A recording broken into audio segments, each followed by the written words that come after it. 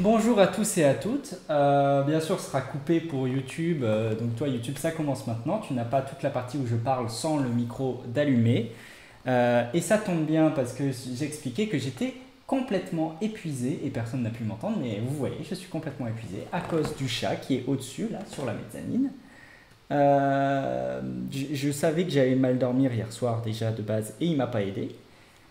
Et voilà, ma chère étante nous a acheté cette plante et c'est très pratique parce qu'elle habille le décor. Elle comble cet espace qui était un peu vide et elle apporte un peu de verdure. Donc voilà, je vous jure, je suis épuisé. Je suis vraiment épuisé. Genre fort. Aujourd'hui, au programme, je suis même pas dans les bonnes notes. Enfin, au programme, des petites actus très rapides parce que ensuite je veux d'abord vous parler d'Assassin's Creed Shadows que j'ai fini. Euh, et ensuite on ira sur les différentes conférences. Il y a eu deux conférences surprises, un peu annoncées au dernier moment, de Nintendo et de THQ. Et je pense que maintenant, quand il y aura des conférences, je vous ferai à chaque fois un petit top 3, mon top 3 des trucs qui me. Mon top 3 coup de cœur en mode les choses que je vais suivre. Parce que les éléments, les jeux que je vais suivre. Euh, voilà. Voilà. Alors autant il y en a un, je vois à peu près ce que sera mon top 3. Autant pour la conf Nintendo, plus compliqué parce que la conférence Nintendo, en fait, c'était le Nintendo Direct Partner Showcase. Donc, c'est beaucoup de jeux qui sont déjà sortis et on nous annonce ça arrive sur Switch 2. Donc, bon, qu'est-ce que vous voulez que j'en dise. Mais on va commencer. On va commencer. Alors, j'installe d'abord. Tac, tac, tac. Euh,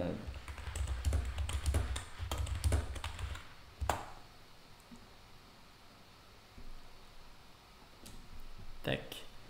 On va commencer. On va aller sur. Alors, pas tant une annonce parce qu'en fait, il y avait déjà l'idée, on savait déjà que ça allait se faire, mais on a quelques news, euh, quelques news autour d'une série qui a été annoncée il y a quelques temps. Hop, euh,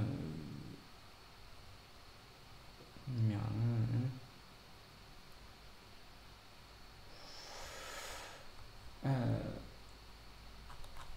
hop, voilà.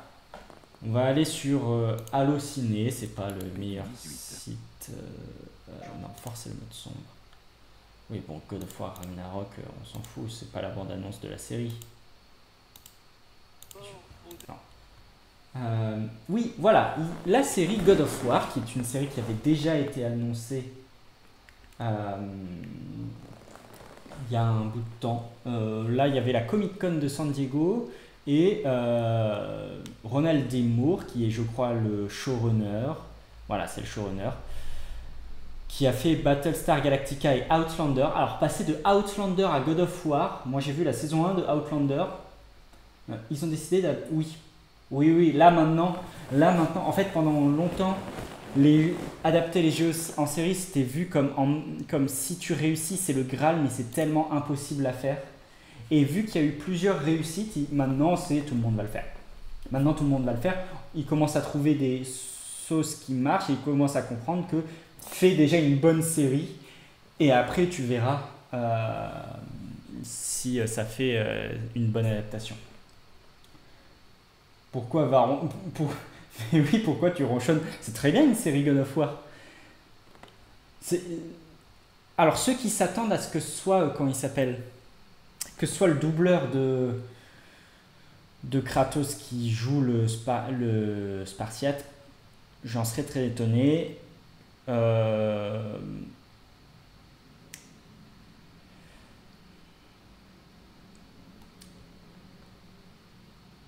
Alors, on sait. pas, on sait pas exactement. On sait qu'il y aura 2 saisons, qu'il y a déjà 2 saisons qui ont été commandées. On ne sait pas. On sait que ce sera centré, pardon. On sait que ce sera centré sur l'arc nordique, donc c'est une série qui adaptera pas le God of War, pas les God of War originels, mais les God of War récents.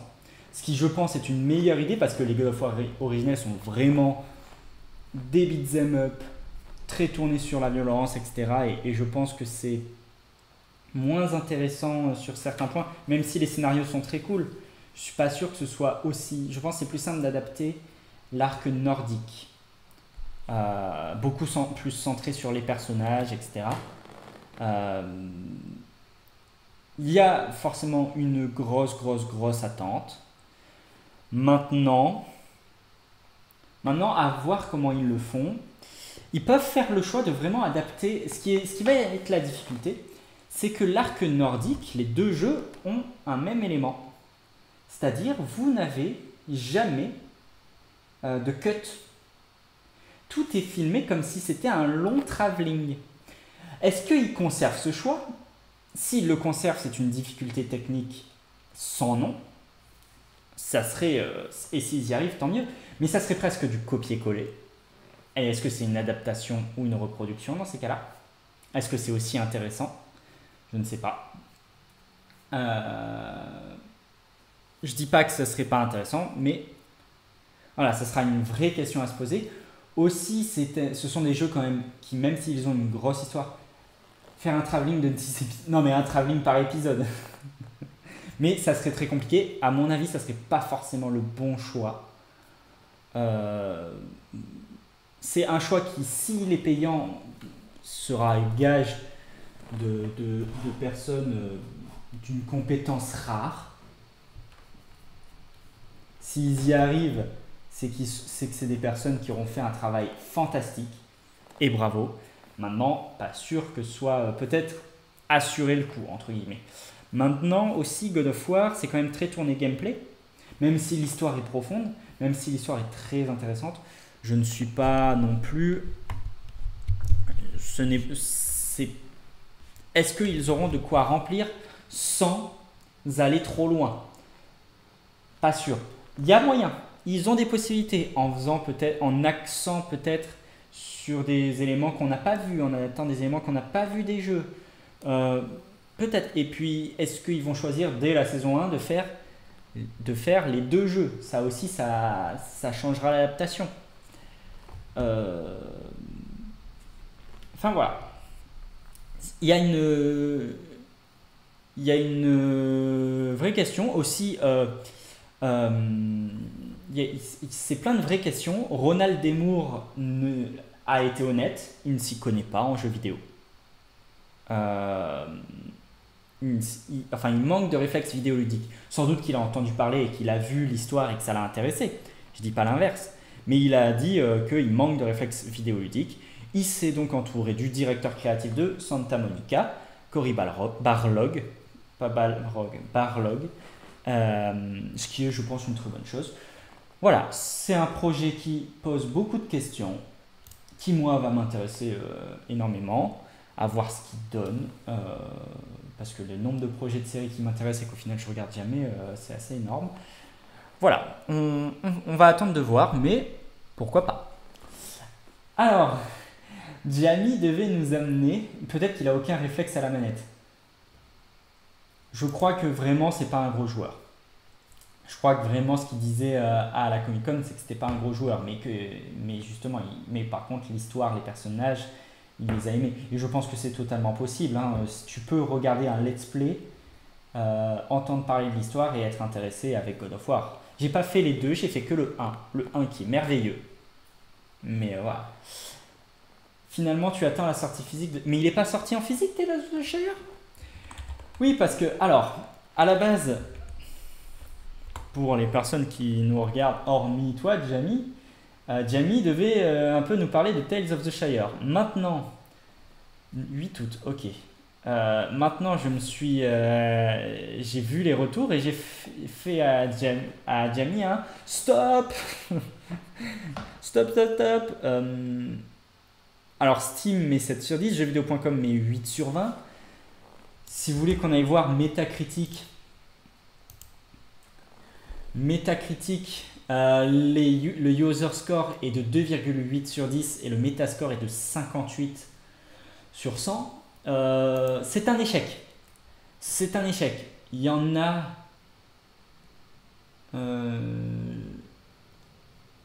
Alors, il y en a qui mettent 80 en mettant pas non plus des bons avis. C'est ce qui est assez rigolo. Alors que pour moi, 75-80, c'est quand même des bonnes notes. Je serais déçu, mais je serais un bit. Voilà. Mais moi, ce qui m'a intéressé, c'est de voir que IGN a mis 40. IGN qui met 40. J'ai lu l'article, ils ont sorti un article à IGN où ils expliquent que c'est assez buggé. Tales of the Shire déçoit à chaque pas du chemin, à chaque étape du chemin. Bon, voilà, les retours sont vraiment pas bons. Les retours sont vraiment pas bons. Ce qui m'intéresserait de voir, c'est qu'est-ce qu'ont aimé les joueurs. Si je vais sur User Review. Aussi sur Switch, par exemple, parce que ça m'a l'air d'être un jeu. Les reviews des users sur Switch. Alors, il n'y en a pas beaucoup. Il n'y en a pas beaucoup, il y en a 9.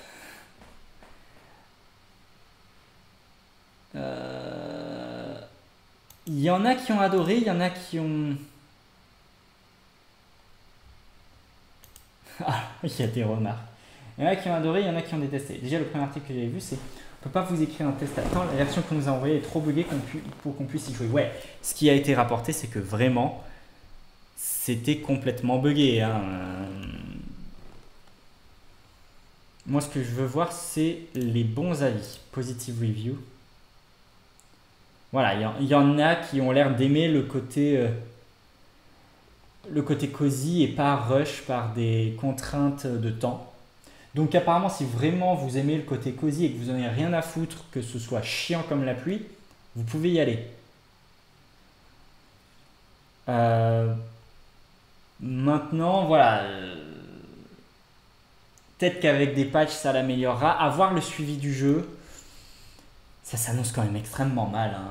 Ça s'annonce extrêmement mal. C'est pour ça qu'il n'y aura pas de review ou de petit bilan de Tales of the Shire. Ah, maintenant, j'espère que en termes de droit d'auteur, ça ira. Une petite annonce qui est dans le thème de tout ce qu'on fait en ce moment. Une annonce qui vient de Microids, qui détient beaucoup de jeux. Alors, forcément, pendant quelques temps, tu le sais, ça me dérange pas que ce soit chiant. Voilà, Jamie, ça la dérange pas que ce soit chiant. Mais moi, si. Tu fais ce que tu veux. Si jamais, ça va rester cet arrière-plan parce que pour l'instant, j'ai pas changé de jeu vu que je prépare le live avec Julia Laureau. Oui, je l'ai fait l'annonce, donc je peux. Je prépare le live avec Julia Laureau, donc, et j'ai tellement de choses à faire qu'en ce moment, je n'ai pas le temps de jouer à autre chose. Donc le jeu de deviner à quoi je joue ne recommence pas tout de suite. Hop. Et je vous mets ce petit trailer.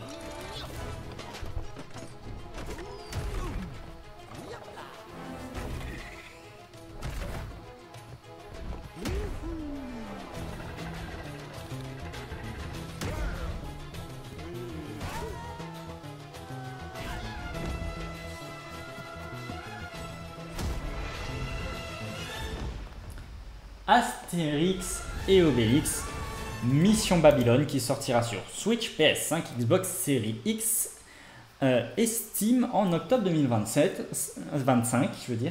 Au niveau de la présentation et du trailer, Je parierais sur un beat'em all, ce qui est classique avec Astérix et Obélix, un beat'em all en 3D du style des Astérix XXL. Ça, c'est mon pari, on n'en sait pas beaucoup plus. Ça s'annonce fun. Ça s'annonce fun, comme la majorité des jeux Astérix et Obélix. En fait, la majorité des jeux Astérix et Obélix, c'est en mode, c'est pas le jeu de l'année, mais c'est fun. On passe un bon moment, c'est des petites aventures. Ça coûte pas c'est pas les jeux qui coûtent le plus cher. Et c'est cool. Et ça s'annonce un peu dans la même veine. Donc voilà. Je sais pas si on y jouera, je pense pas qu'on y jouera. Du moins pas à la sortie. Mais voilà, c'est une petite annonce. Une petite annonce comme ça, un peu surprise. Et pourquoi pas.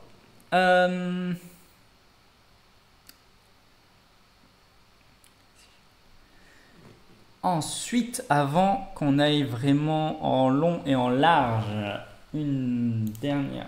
Alors, une annonce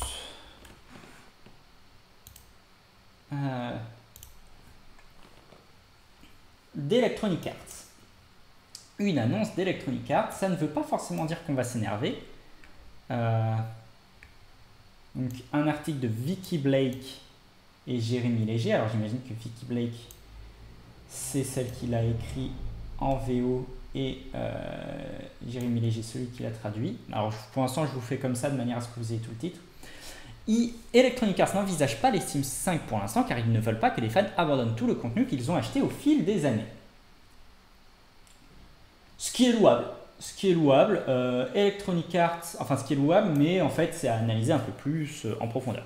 Electronic Arts s'est confié sur l'avenir de sa franchise très populaire Les Sims, l'occasion d'offrir un aperçu subtil de ce à quoi ressemblera le prochain jeu multijoueur de la franchise, et d'expliquer pourquoi un jeu Les Sims 5 ne sortira pas de sitôt.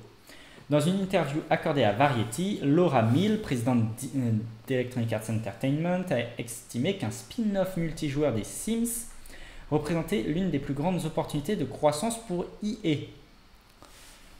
C'est vrai et c'est très malin de ne pas l'appeler Sims 5.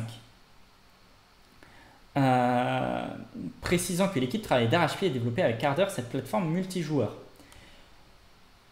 Nous mettons à niveau et actualisons toute cette technologie, nous ajoutons des modes de jeu, mais nous allons également créer et mettre à jour la technologie de base et l'expérience utilisateur du jeu principal. Il y aura donc la classique simulation de vie, des fonctionnalités multijoueurs et des versions mobiles. Nous développons également des jeux et d'autres projets. Des jeux et d'autres projets sont à venir. Nous avons lancé un jeu cosy avec Nintendo en Asie pour les Sims.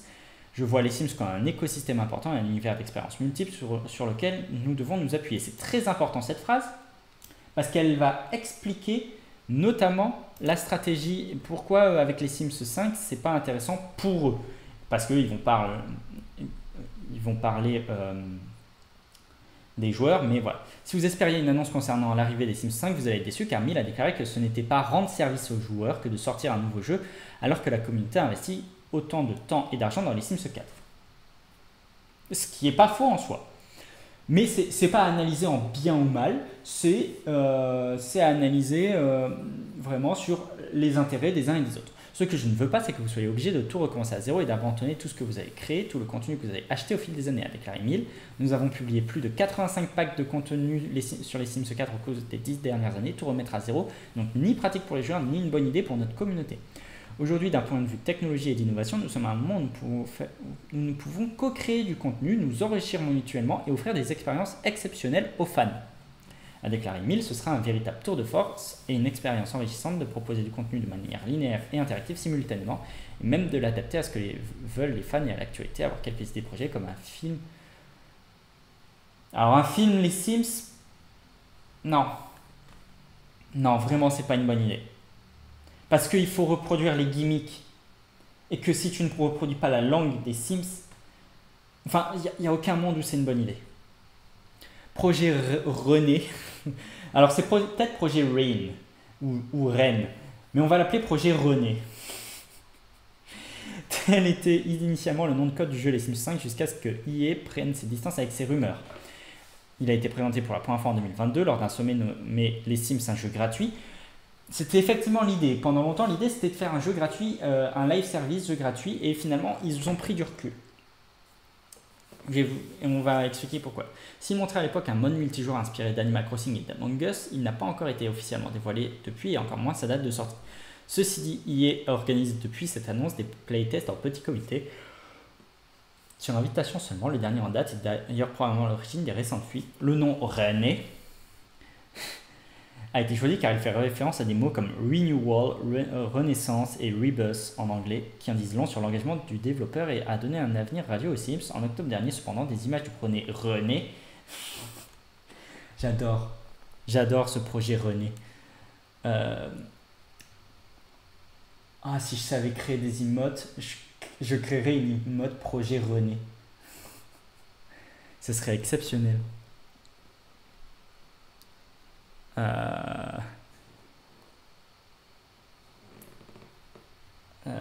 Tac.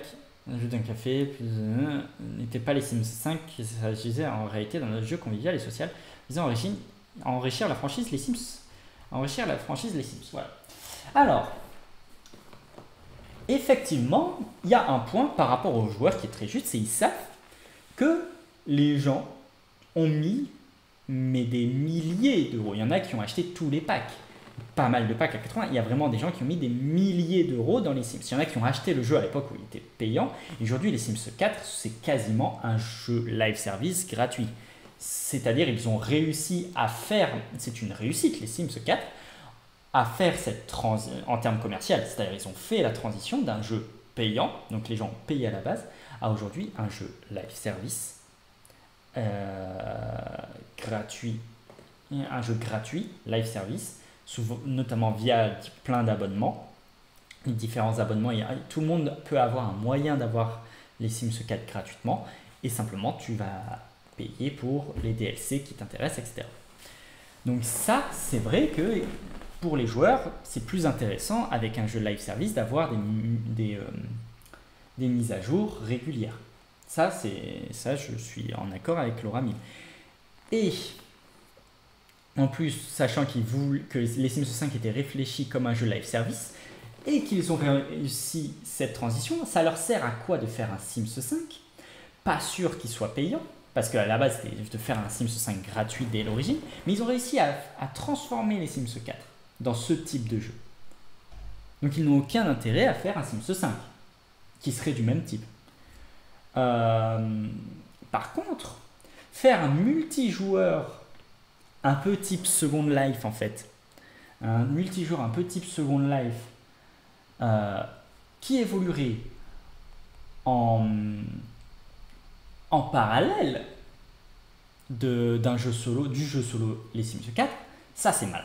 Parce que quand vous voulez faire votre truc dans votre coin, vous aurez les Sims 4. Quand vous voulez aller vers du multi, vous avez le multi. Et en fait, commercialement, c'est intelligent. C'est génial commercialement. C'est génial parce que en plus, ils connaissent leurs fans vont aller dessus, il n'y a pas de problème. Alors, est-ce que j'estime que c'est une bonne chose ?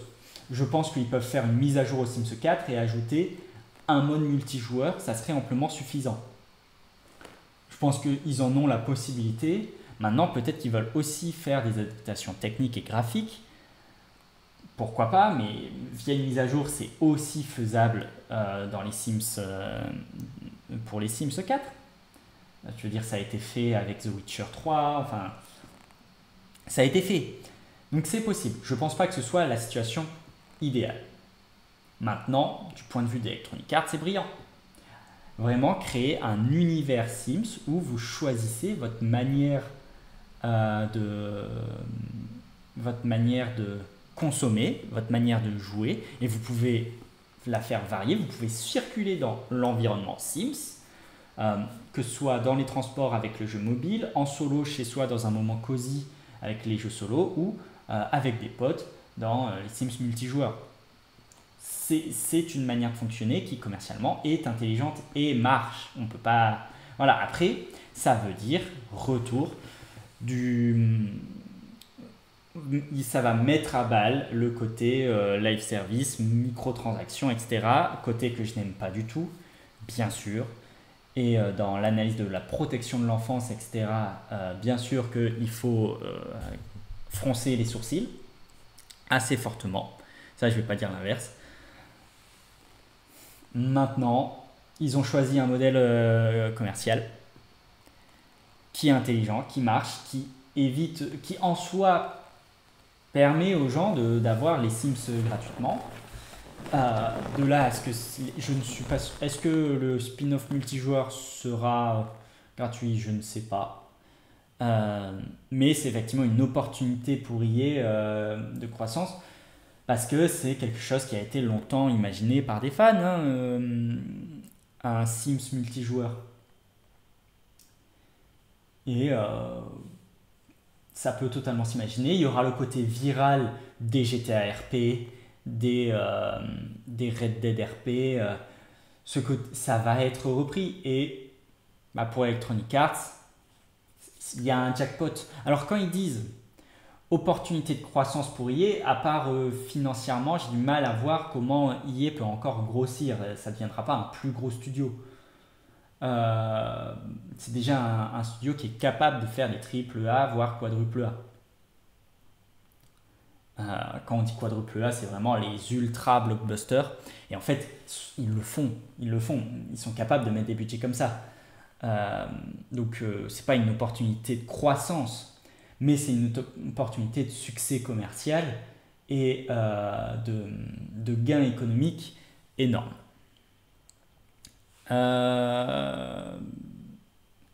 Donc voilà pour les Sims 5. Et effectivement, il y a cette idée de créer un Simsverse qui existe en fait déjà un peu. Hein. C'est déjà la base des Sims, c'est SimCity et les Sims. Hein. Le Simsverse, c'est pas nouveau. Maintenant, un Simsverse multiplateforme, multi-utilisation. Avant, c'était une sorte de Simsverse interne quand même au jeu solo. Là, on sera dans un Simsverse qui va dépasser le cadre du jeu solo et en fait qui a peu de chances de ne pas marcher. Ça a très peu de chances de ne pas marcher. Même si c'est buggé au début, avec des patchs, avec des corrections de patch, les gens finiront par y retourner. Regardez ce qu'a fait Tezo à son départ, c'est un semi-échec. Puis ça se rattrape à partir de 2016-2017. Fallout 76, échec au départ, puis maintenant c'est adoré. Même si c'est buggé au début, des gens finiront par y retourner. Il y aura des fans. Et il n'y a aucun monde où au lancement, il n'y a pas des milliers de gens qui le testent et aussi plein de lives. Les influenceurs vont avoir un impact énorme et je ne serais pas étonné que les nombres de lives sponsorisés qu'ils aient un nombre de lives sponsorisés par EA à ce moment-là. Voilà, c'est comme ça qu'ils amèneront du monde, via les RP, la viralité. Et l'échec de la bêta de Inzoi, en fait c'est du pain béni pour eux. Maintenant ils ont une situation tranquille pour leur monde virtuel. Et en plus, là où Inzoi arrivait et leur faisait un peu peur, au final, en amenant comme ça cet aspect multijoueur, ils les prennent de court. C'est très bien, vous mettez à cet endroit-là, vous mettez vos pièces là où nous, on a nos pièces, mais nous, on en rajoute ailleurs. Donc, c'est pas grave. Donc, voilà, c'est très intelligent. Maintenant, je ne sais pas si Jamie tu es toujours là, etc. Et je ne sais pas s'il y a d'autres personnes sur le chat. Est-ce que je commence par vous donner mon avis sur Assassin's Creed Shadows ou est-ce on va direct sur les conférences? J'attends un peu pour voir si quelqu'un répond, sinon je choisirai. Parce que c'est les 3 gros trucs d'aujourd'hui.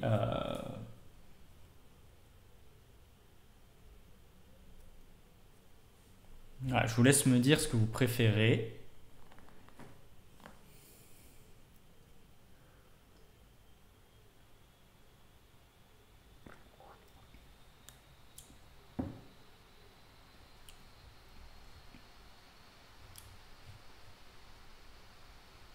je regarde si ça bug pas parce qu'effectivement je vois plus le chat défiler depuis un bout de temps. Je sais pas si c'est moi. Bon, bah, de toute façon, j'ai l'impression que j'ai pas de bug, donc non, c'est que ok. Bah du coup je vais décider. On va parler donc d'Assassin's Creed Shadows. Est-ce que je peux mettre une image au moins en fond d'Assassin's Creed Shadows? Est-ce que j'ai moyen? Je vais essayer quand même de vous mettre un fond. Bon, oh, on va mettre le trailer de gameplay. Trailer gameplay. On va mettre le trailer de gameplay. Est-ce qu'il y a Voilà. Extended walkthrough.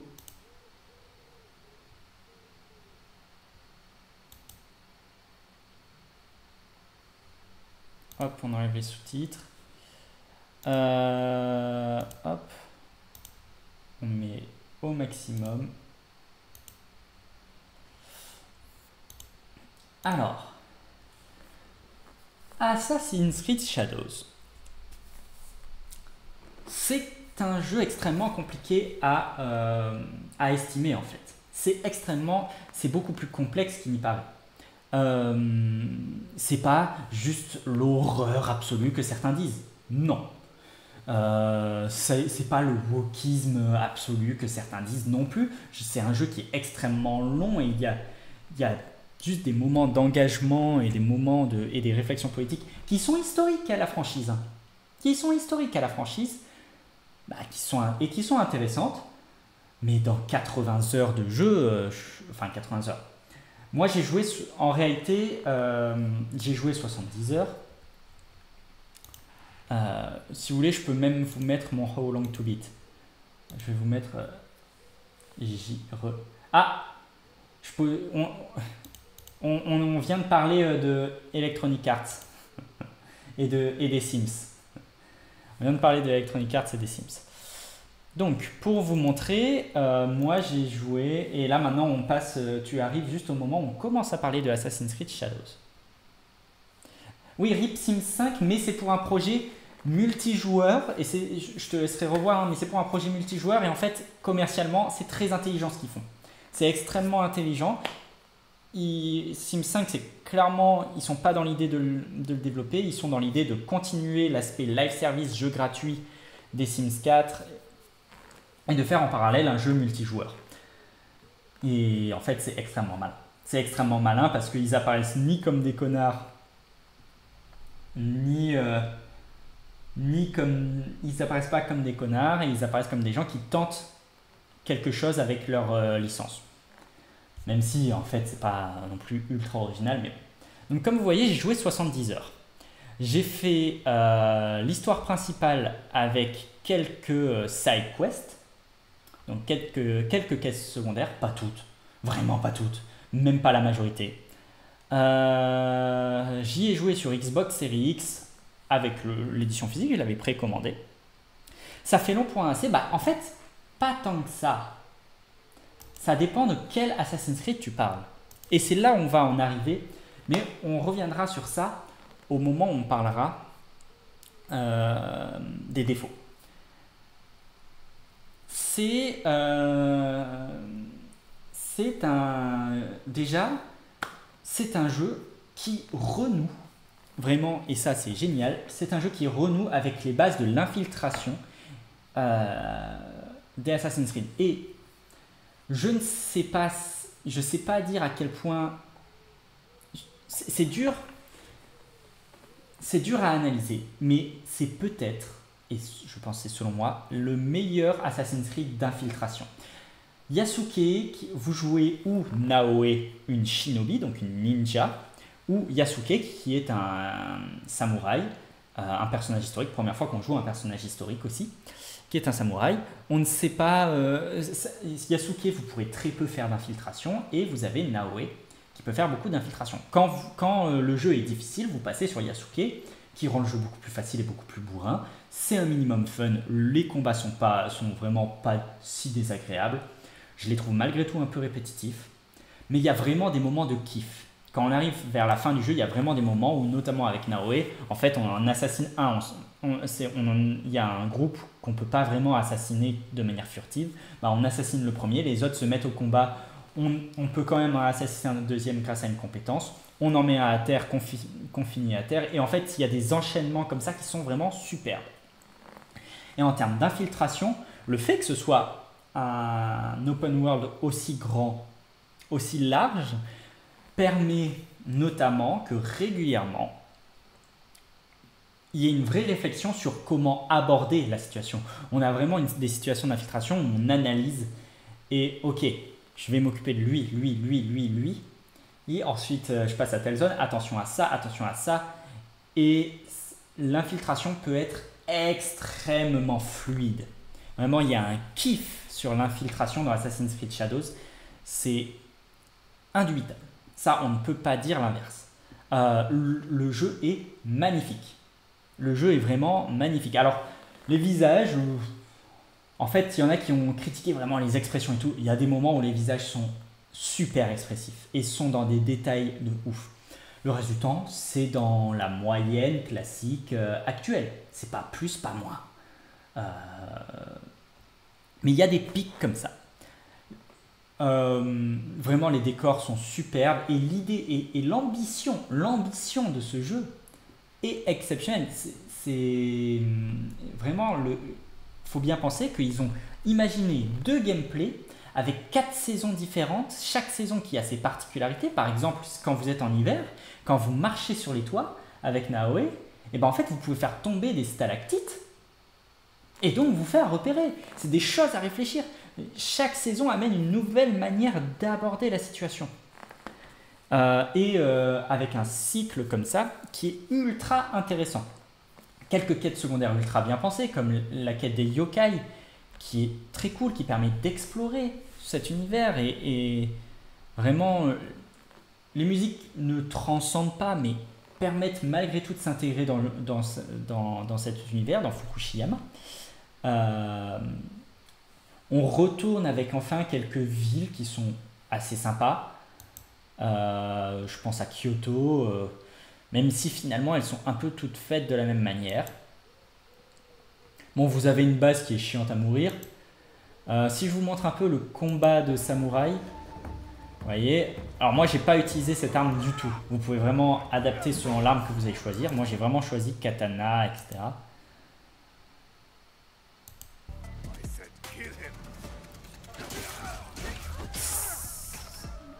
Voilà, vous avez des situations comme ça. Et vous choisissez à chaque fois si vous jouez avec l'un ou l'autre perso, etc. Mais donc c'est une ambition assez folle. Là, on va vous montrer un peu la furtivité de Naoe. Voilà. Je vais couper le son et je vais mettre ça en fond. Là, ça vous montre un peu la furtivité et ce que vous pouvez faire avec Naoe. Donc, vous avez un grappin, ce qui est un ajout qui est vraiment excellent. Tac, vous accrochez, vous en assassinez un et vous êtes passé au-dessus d'un endroit dangereux. Un gros défaut, par contre, c'est qu'à chaque fois que Naoe fait une action, elle se relève. Ça, en fait, quand vous êtes accroupi et que vous jetez sur quelqu'un, ce serait bien que quand vous atterrissiez, vous restiez accroupi. Parce que sinon, vous allez perdre votre furtivité alors qu'au final, elle fait une roulade, elle pourrait rester accroupie. Est-ce qu'ils ont programmé la marche ninja? Oui. Oui, je crois bien qu'il y a le truc avec les bras en arrière, je crois qu'elle y est. Ah, il y en a un qui va se faire ban. Hop là.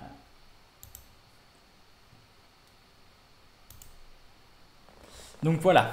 Maintenant, en fait, le problème de ce jeu, c'est que il ne laisse pas de place à son scénario, il ne laisse pas de place à son récit.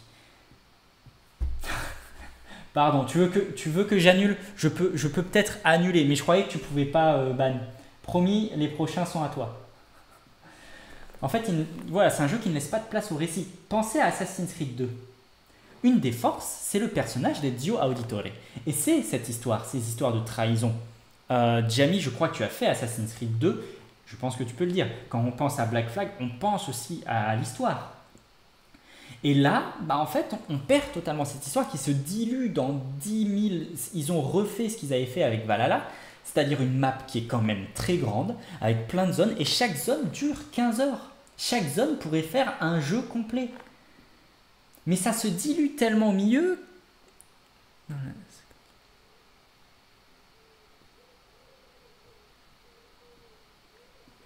Je vois pas. Je vois pas. Ça se dilue tellement au milieu de plein de choses et de plein de trous et de plein d'éléments qu'au final, bah, à la fin des fins, il y a un moment où moi, à la base, je voulais faire le jeu en entier. Je voulais vraiment le fumer. Mais il y a un moment, au bout de 60 heures de jeu, j'ai fait non, c'est bon, j'arrête. Je ne fais plus que l'histoire principale et la quête des yokai qui m'intéressait. C'est tout. Et en fait, ce qui s'est passé, c'est qu'à la fin, je vous spoil pas, on retrouve un personnage en mode « Ah oui, c'est vrai qu'il y a 60 heures, je t'ai rencontré, toi. » Mais c'est dommage, en fait, de perdre cette énergie et ce récit. Deux personnages où, si vous prenez vraiment leur récit, ils sont intéressants. Les deux sont intéressants. Et il y aurait eu moyen de faire un jeu qui leur laisse, qui garde les mêmes cinématiques, mais qui condense plus.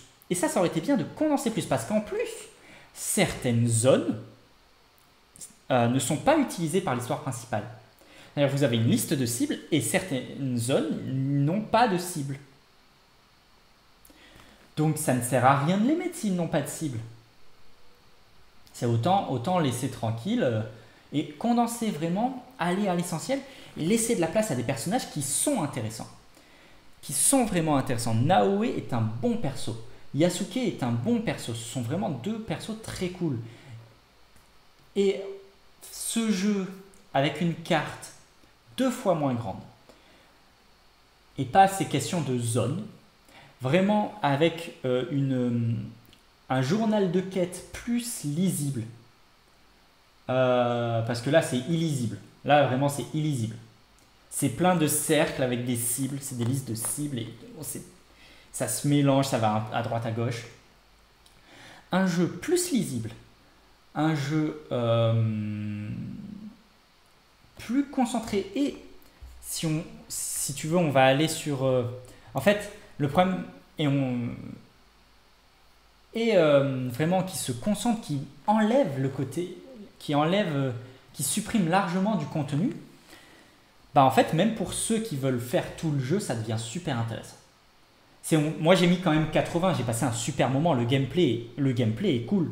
Il révolutionne pas forcément le genre, mais il y a des idées, le world design, le gros bon point, c'est le world design. Le world design de ce jeu est exceptionnel.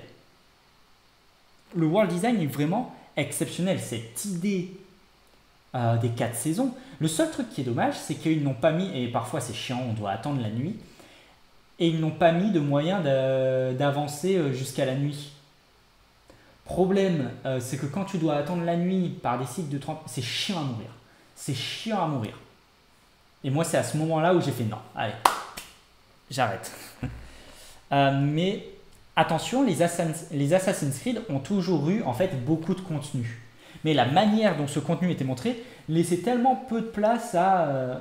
on se sentait tellement pas obligé de le faire qu'il y avait une fluidité qui était rajoutée. Si on prend Assassin's Creed Black Flag, le jeu a la possibilité d'être super long, il me semble.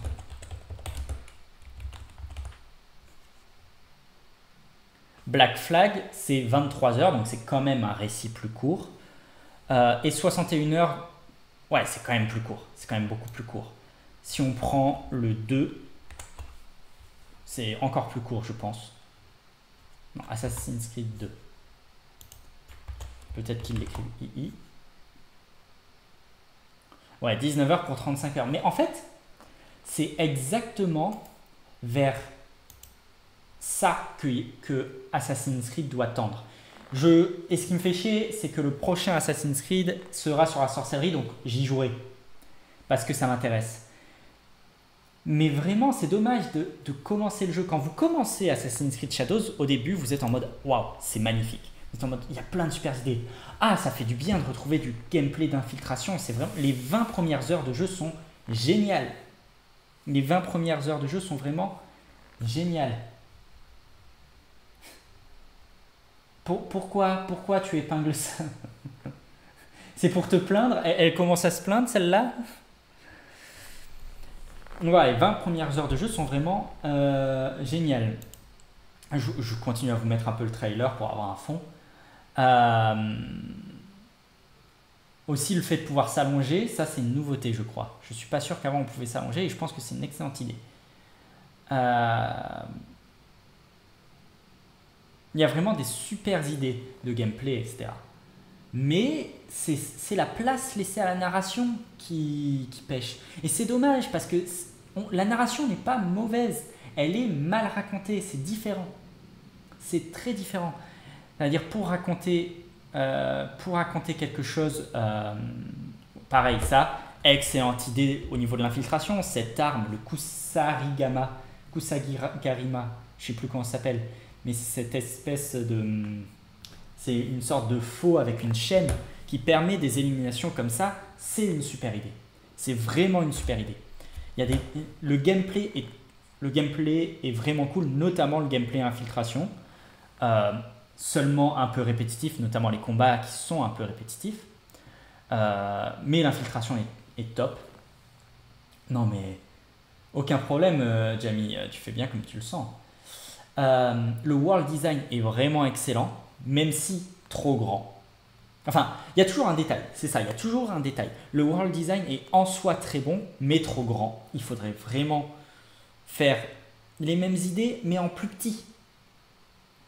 Même si ça laisse de la place pour respirer et qu'il y a un monde dont la nature est vivante. La nature est extrêmement vivante.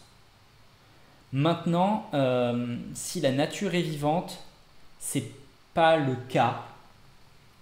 Je trouve pas que ce soit forcément le cas de ces villes, etc. C'est dommage, hein, c'est quand même des jeux qui sont d'abord plutôt citadins.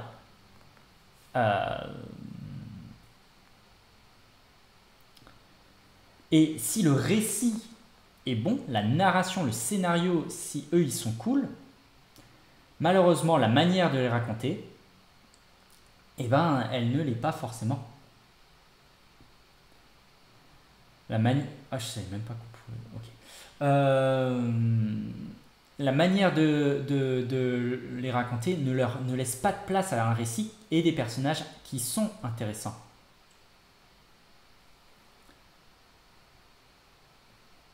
Et c'est ça qui est dommage. Vous voyez, des bonnes idées d'infiltration, le fait de pouvoir se suspendre comme ça, par exemple, c'est une bonne idée. Hop, là, il vous montre ce qui se passe, comment on peut fuir, effectivement, l'agilité qu'il y a avec Naoe, et il vous présente le monde ouvert avec plein d'activités, mais des activités qui, en fait, il faut en enlever. Il faut en enlever des activités. Et en plus, étudier cette période du Japon, c'est intéressant, cette période de confluence des religions, c'est-à-dire le shintoïsme est présent depuis longtemps, on a des formes de bouddhisme bien plus sinisantes qui arrivent, il y a une ouverture, et c'est l'arrivée des jésuites.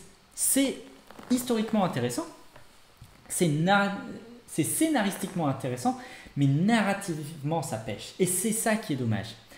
La sensation qu'on a avec Assassin's Creed Shadows à la fin, c'est... Et ensuite, on se remémore, et en fait, c'est en refaisant le film. C'est pour ça que ne jugez pas un jeu juste quand vous l'avez fini. Repensez. J'ai passé majoritairement des bons moments dessus. C'est juste dommage d'en sortir avec cette espèce de... pas flemme, mais ce sentiment un petit peu de... ce sentiment... pas d'inachevé, mais de trop. Il y a un sentiment de trop, un sentiment de faites-en. Moi, c'est ce que je dis à Ubisoft. Il faut maintenant faire des jeux plus concis, mieux gérés. Enfin, mieux gérés. Vous avez la base de gameplay, il y a la base de world design. Maintenant, faites-les beaucoup plus restreints. Ne gagnez pas en ambition. Vous, Ubisoft, vous n'êtes pas CD Projekt. Vous faites des jeux différents. Et en fait, ce côté casse Ubisoft de vouloir faire du The Witcher. Clairement, ils ont voulu garder dans le monde ouvert, ils ont voulu garder cet esprit The Witcher, mais qui n'est pas ce qui a fait leur succès. Ce côté monde ouvert à la The Witcher, eh ben, ils ont toujours été un monde ouvert. Mais la gestion du monde ouvert à la The Witcher, ils ne savent pas le faire. Ils ne savent juste pas le faire. Et il faut qu'ils arrêtent. Ça n'est pas ce qu'ils maîtrisent. Des mondes ouverts immenses comme ça, il faut qu'ils les fassent plus restreints, plus aériens, qu'ils reprennent un peu... en fait, c'est un peu ce qu'ils ont fait avec Mirage, auquel je n'ai pas joué. Mais auquel il faut que je joue. J'ai le CD qui m'attend et je pense que j'y jouerai. Je ne sais juste pas quand.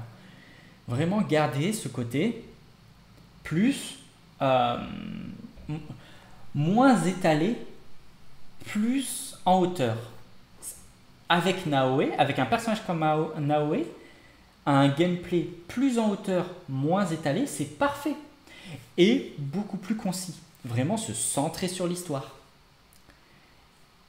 Là, il y a trop de moments où en fait on passe 10 heures sur des quêtes pas si intéressantes, qui n'approfondissent pas les personnages et qui ne nous apporteront rien. Et aussi les quêtes il faut aller chercher ça là, il faut collecter 10 trucs comme ça, 10 trucs comme ça pour nous montrer, regardez, on a fait des clins d'œil. C'est pas si intéressant. C'est ok, vous avez fait des clins d'œil, mais on s'en fout. Mettez plutôt ces éléments auxquels vous faites des clins d'œil en décor, dans un monde plus restreint, et vous aurez vraiment la base. Ils ont la base. Ils ont vraiment la base d'un jeu génial. En termes de boucle de gameplay, d'infiltration et d'approche de la nature. Mais il faut le faire de manière beaucoup plus restreinte. Et en termes de personnages aussi, ils ont des bases. Ils ont vraiment les bases. Maintenant, il faut qu'ils apprennent à gérer le rythme. Et le problème, c'est le rythme. Malgré tout, la note que j'ai mise, c'est quand même 80 sur 100. Hein. Donc, c'est pas une mauvaise note. Alors, c'est perso. C'est une note, encore une fois, c'est très personnel. Moi, vraiment, je pense que c'est un très bon jeu. Les gens l'ont beaucoup critiqué par rapport à ce qu'il est. C'est vraiment un jeu qui revient à certaines sources de gameplay. Maintenant, il faut revenir à certaines sources de manière beaucoup plus approfondie. Alors, il y en a qui disent, oui, mais vous critiquez quand ça revient à la source et vous critiquez quand ça ne revient pas à la source. En fait, c'est un jeu qui est un peu, qui ne sait pas exactement où il va sur ce point-là. Il revient à la fois à la source en termes de gameplay, en termes de world design, il revient pas vraiment à la source. Il revient à la source en termes de gameplay, mais pas en termes de world design. Et c'est ça qui est dommage. Il aurait fallu qu'il revienne à la source pour les deux.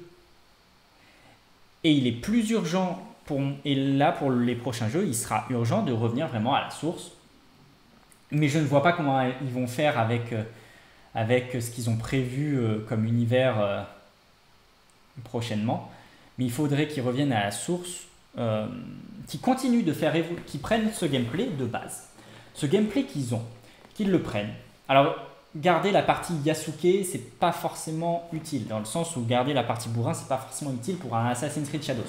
Il faudrait réinjecter, ça serait important de réinjecter aussi du lore Assassin's Creed, parce que là, en fait, le lore Assassin's Creed, attention, j'ai beaucoup entendu qu'il n'y était pas. Il y est, mais le jeu ne laisse tellement pas de place à la narration qu'on finit par ne pas remarquer qu'il y est. Il y est même de manière logique et intelligente pour un monde complètement détaché du monde occidental depuis des siècles. Donc c'est bien fait ça. C'est bien fait. Les assassins sont pas complètement absents, c'est pas vrai. Et en plus, le retour du gameplay sur ce point-là est bon. Et ce qu'il faudrait, c'est donc modifier. Il faudrait que ce world design qui, si au niveau de la nature il est bon, en fait, il faudrait malgré tout. C'est pas grave si ce côté naturaliste s'efface, c'est pas grave. Il faut revenir aux sources sur ce point-là en le concentrant beaucoup plus Et il faut, par contre, en termes de gameplay, continuer la progression et continuer ce qu'ils ont fait et l'avance qu'ils ont commencé à avoir avec le gameplay Naoe dans celui-là. Avec le gameplay de Naoe dans celui-là. Le mélange de ça, c'est-à-dire ce mélange entre tradition et modernité, entre retour aux sources et avancée, c'est ça qui les mènera, je pense, vers un excellent jeu. Maintenant, ça va être des choix à faire, des choix drastiques, des changements de cap, et c'est accepter qu'ils sont depuis des années dans une direction qui en fait ne plaît pas à des personnes qui veulent jouer à un Assassin's Creed. Et c'est aussi ce qui se joue, c'est aussi comment tu vends ton jeu. Comment tu vends ton jeu. Le problème, c'est qu'ils l'ont vendu comme un Assassin's Creed. Et c'est pas pour la partie Naoe et pour le gameplay Naoe, c'est ce qu'il faut faire, bien sûr. Maintenant,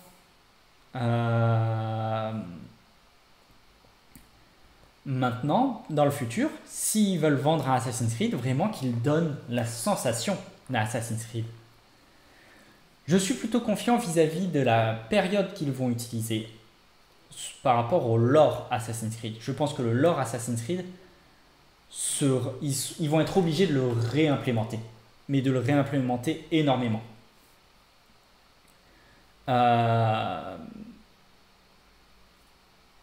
Ouais, ils vont être obligés de le réimplémenter énormément.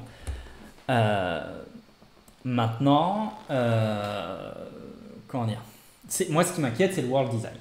C'est ce world design où il faut, et vraiment cette ambition qu'ils ont, qu'il faut qu'ils arrêtent en fait. Il faut qu'ils, pas forcément qu'ils diminuent leurs ambitions en termes de qualité de jeu et en termes de budget, mais concentrez le plus votre jeu, concentrez plus votre budget dans quelque chose de plus restreint et ça fera quelque chose de meilleur.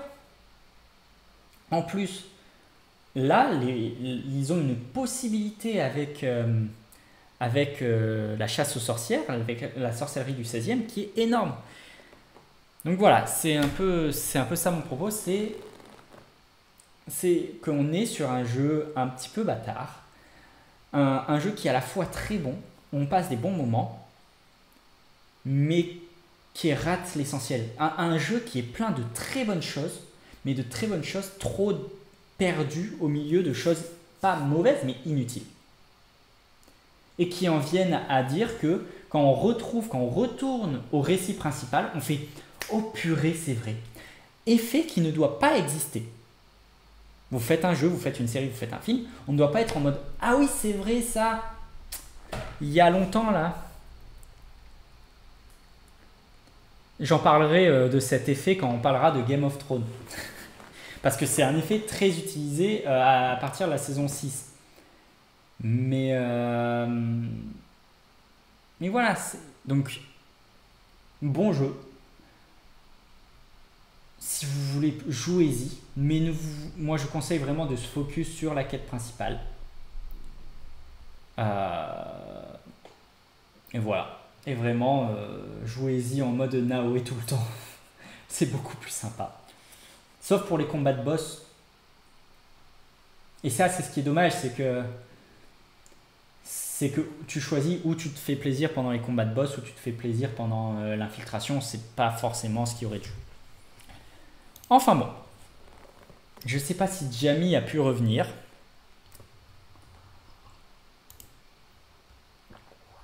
Je ne sais pas si Jamie a pu revenir. Mais on va passer à la conférence Nintendo. Au dernier Nintendo Direct.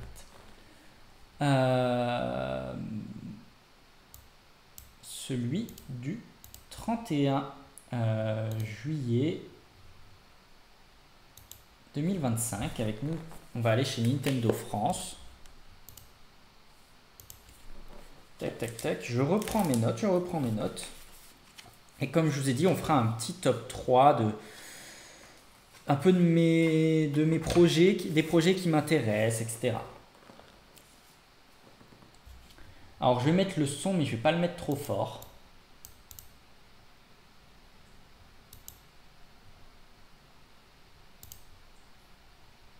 hop, hop.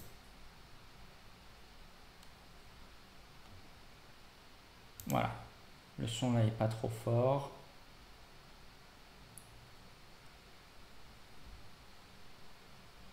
Voilà. Alors le premier projet, c'est un projet, c'est le projet Monster Hunter Stories 3. Donc les Monster Hunter Stories, c'est des jeux qui ne sont pas comme les Monster Hunter classiques. Oh pardon, vous voyez pas. Voilà, Monster Hunter Stories, c'est des jeux bien plus narratifs. D'ailleurs, Monster Hunter Stories, moins centré chasse aux monstres, etc. Comme les Monster Hunter classiques, vous voyez, un design très différent, très dessin animé.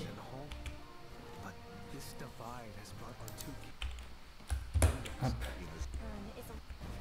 Pour vous montrer, alors je ne sais plus sur quoi il sort, je sais que ça sort en 2026, donc Monster Hunter Stories 3 Twisted Reflection. Je ne sais plus s'ils disent sur quoi ça va sortir.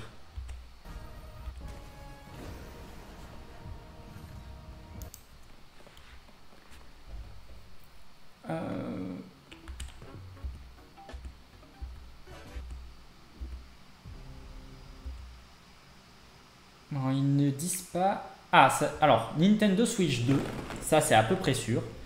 Maintenant, à voir après.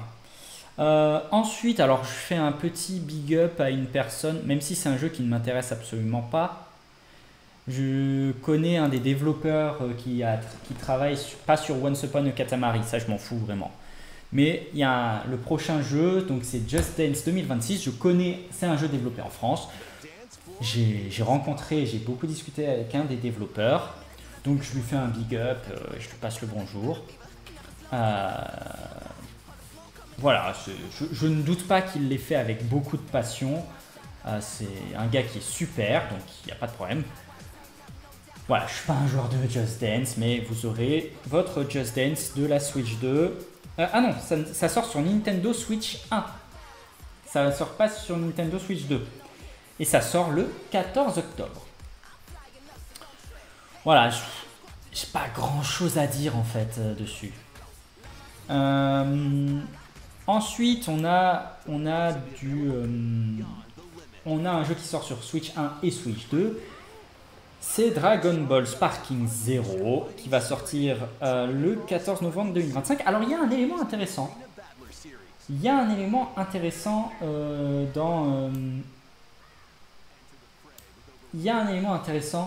Dans ce jeu, c'est qu'ils ont travaillé. Attendez. C'est qu'ils ont rajouté quelque chose. Ils ont rajouté du motion. Ils ont rajouté du gameplay motion. Ce qui, je trouve, est une. Alors, à voir comment ça s'applique, mais est une super idée. Qui ne connaît pas le Kamehameha? S'ils arrivent à bien rendre ce côté-là, ça sera vraiment une super idée et un super gameplay à essayer pour la Switch et la Switch 2, donc Dragon Ball Sparking Zero, 14 novembre 2025. Vraiment, pourquoi pas, à voir ce que ça donne, mais on est sur une idée. Alors, je dirais pas originale, mais on est sur une idée qui mérite d'être mise en avant. Hein. Enfin, quand même, assez original. J'ai vu peu de jeux de combat se faire comme ça, à part des jeux de boxe. Le retour de la licence Plants vs Zombie. C'est Plants vs Zombie Replants. Ça sort sur Nintendo Switch 1 et 2. Alors, c'est la même chose que le premier. Hein. C'est la même chose que le premier, mais avec une différence, c'est que maintenant, ça peut se jouer à deux. Et pourquoi pas? Donc c'est Electronic Arts qui nous propose ça pour Nintendo Switch et Switch 2. 23 octobre 2025. Pour les fans de Tower Defense, très bien. Moi, j'y jouerai pas, je ne suis pas intéressé. Mais oui, oui, c'est une idée qui. Enfin, c'est un jeu qui va trouver son public et on va pas aller je vais pas aller critiquer pour rien. Pourquoi pas. Alors, pardon, je vous avais dit que j'étais fatigué. Nintendo Switch et Nintendo Switch 2. Et la question, c'est notamment sur Nintendo Switch 2. Pour, j'en parle rarement des jeux de sport, même si j'y ai déjà joué. C'est. Il y a une vraie question. Pendant longtemps, les FIFA Nintendo Switch étaient dégueulasses. Les FIFA Nintendo étaient dégueulasses. Les modes étaient un peu différents. Ils étaient obligés d'adapter à cause des manettes différentes, des gameplays différents, etc. Là, ça sort donc le 26 septembre 2025. Est-ce que sur Switch, FIFA sera la même chose que sur les autres plateformes? Ça, c'est la vraie question. Vu tous les espoirs qu'il donne en termes de graphisme, pourquoi pas? Pourquoi pas? Mais FIFA vient poser une vraie question, sachant que ça sera en plus sur Nintendo Switch 1 et 2. Est-ce qu'ils feront comme les NBA 2K quand les NBA 2K sortent quand on change de console, quand on est passé de la PS4 à la PS5, NBA 2K a fait un jeu pour PS4 et un jeu pour PS5, des jeux complètement différents. Est-ce que Electronic Arts fera pareil pour EAFC? C'est une question qui se pose. C'est une vraie question qui se pose. Ensuite, alors un jeu dont je crois on a déjà parlé. Je crois qu'on a déjà... Bon, il y a un jeu Pac-Man. Je crois que c'est un jeu ensuite dont on a déjà parlé. Final Fantasy Tactics, The Ivalice Chronicles, qui va sortir donc le 30 septembre 2025, Nintendo Switch 1 et 2, un titre complètement doublé en anglais. Voilà, je ne sais pas trop quoi vous dire de plus. Hein. On a aussi la sortie de la saga Persona. On a la sortie de Persona 3 sur Nintendo Switch 2. Gros succès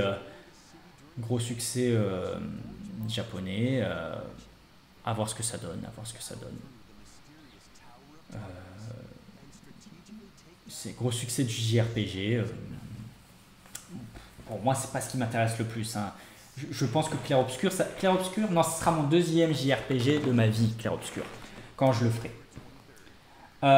Ensuite, on a un projet déjà un peu plus intéressant, dont je crois on a déjà parlé. C'est Hyrule Warriors, les Chroniques du Sceau. Hyrule Warriors, les Chroniques du Sceau, qui est en fait un développement du Breath of the Wild verse, hein, parce que ça fait 2 Hyrule Warriors qui se concentrent sur expliquer les événements de Breath of the Wild et Tears of the Kingdom. Notamment celui-là très concentré sur expliquer comment on arrive à Tears of the Kingdom. Hyrule Warriors qui est un mélange entre Dynasty Warriors et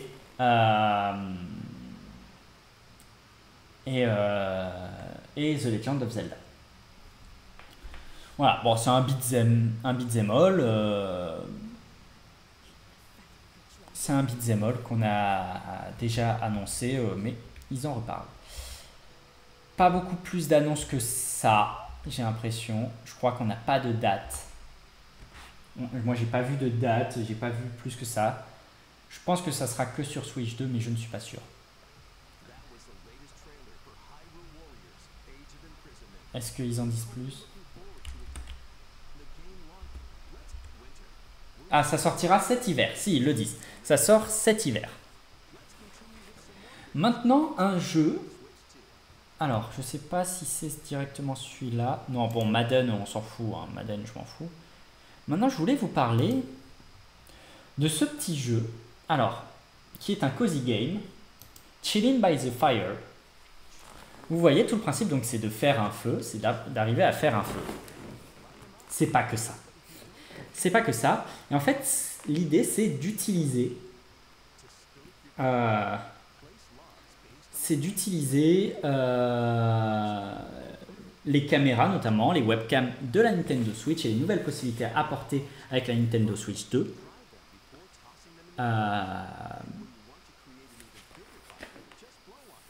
Voilà, vous pouvez souffler dessus.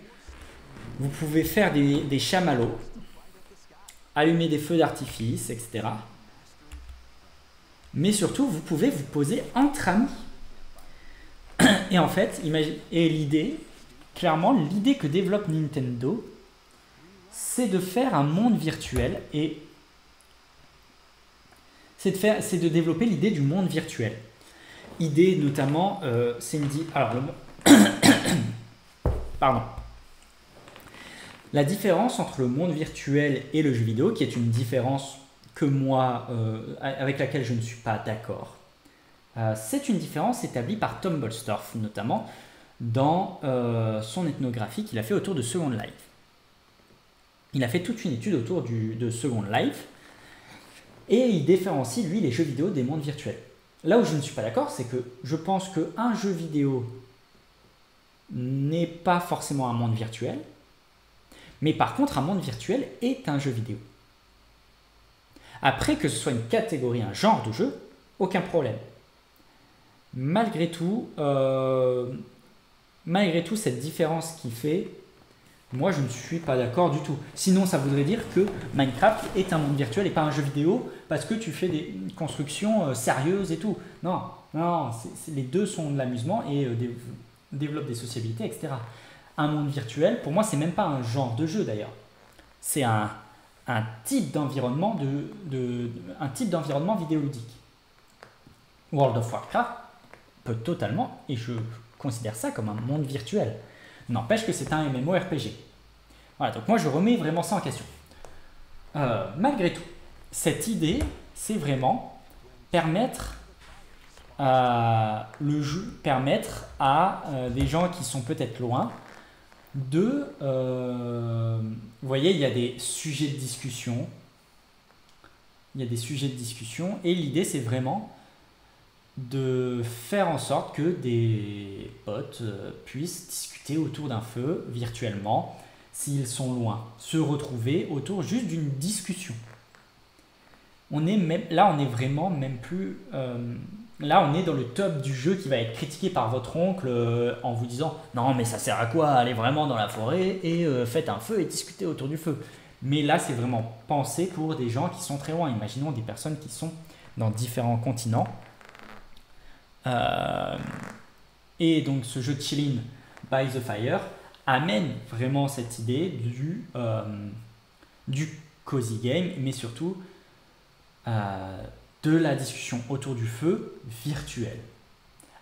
Avec, vous avez les sujets de discussion, vous avez un petit leveling, mais voyez le HUD, le HUD. Donc, le HUD, c'est ce qui est affiché à l'écran qui ne fait pas partie, par exemple, un arbre ne fait pas partie du HUD. Là, ce qui va faire partie du HUD, c'est le level 2. Voilà, là, tu as moins de risque de foutre le feu à la forêt, c'est ça. Ce qui ne va pas faire partie du HUD, c'est ici le chronomètre, enfin le minuteur, les levels ici, le sujet de discussion ici, tout ce qui diégétiquement n'existe pas. Donc là, on arrive vraiment dans l'idée d'un jeu. En fait, c'est un coffee talk. C'est un coffee talk. C'est une soirée au coin du feu. On pourrait totalement imaginer un stream où je vous parle en partant de ça. C'est imaginable, c'est totalement imaginable. C'est un s'mores talk. S'mores talk. On va... S'mores talk.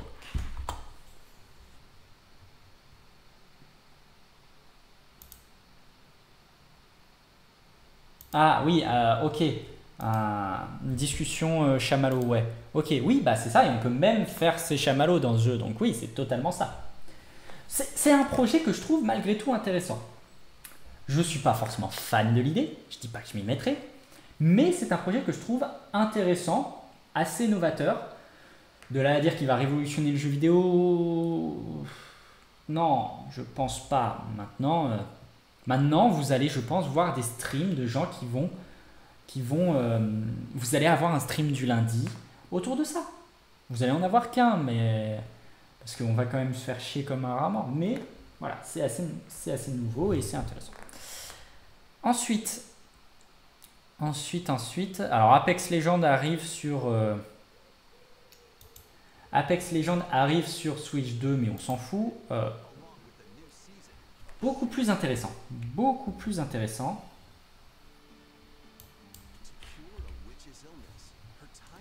Voilà. Beaucoup plus intéressant, le jeu Hella. Donc jeu où vous incarnez une petite souris, un peu à la Grounded, c'est-à-dire, il y a un côté Grounded, c'est-à-dire vous êtes beaucoup plus petit, Grounded 2 qui est sorti cette semaine, vous êtes tout petit au milieu d'un monde beaucoup plus vaste.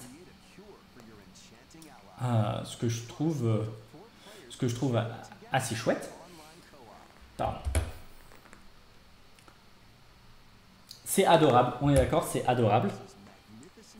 C'est complètement mignon, c'est joli, c'est vraiment très joli. Ça sort en 2026 et comme vous avez vu, c'est coop. Alors, je veux juste qu'ils me remettent l'endroit où on voit que c'est coop. C'est coop. Et vous pouvez jouer jusqu'à 4. Ça sera un jeu Nintendo Switch 2. Et franchement, en fait, juste partir à l'aventure comme ça d'un monde beaucoup plus grand, je trouve que c'est une super idée. Je trouve vraiment que ça a l'air trop cool. Plein de petites énigmes, puis en plus, vu que vous aidez une sorcière, ça m'intéresse, vous avez un sac à dos magique. Qu'est-ce que c'est que ces pouvoirs? Comment... Oui, c'est sûr, quand tu auras la Switch 2. Qu'est-ce que c'est que ces pouvoirs, etc. Voilà, moi j'ai hâte de voir qu'est-ce que ça donne. Bon, il y a des trucs un peu moches, hein. Là, je suis désolé, mais les abeilles, les sprites des abeilles sont un peu moches. Mais il y a d'autres trucs qui sont franchement pas mal faits. Et voilà, j'ai vraiment hâte de voir qu'est-ce que ce jeu donne. Ça va être un jeu que je vais suivre. De toute façon, vous verrez dans mon classement.